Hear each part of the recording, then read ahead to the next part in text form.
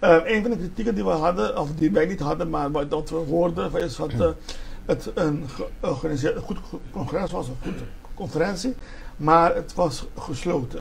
Dus er was geen kans dat mensen kunnen betalen voor kaartjes om binnen te komen. Het was based op uitnodiging en dus veel mensen waren buiten gebleven die geïnteresseerd waren weliswaar om binnen te komen. Waarom heeft u gekozen voor deze optie? Ja, kijk, ik denk dat dit ook gewoon iets is om van te leren na zo'n eerste keer. Het is wel, ik vind het echt belangrijk dat als je voor het eerst met al die landen samenkomt, dat iedereen ook echt zich vrij voelt om ook de dilemma's en de problemen van de landen op tafel te leggen. Ook veel internationale conferenties zijn natuurlijk daarom altijd wel in een vertrouwelijke setting. Okay.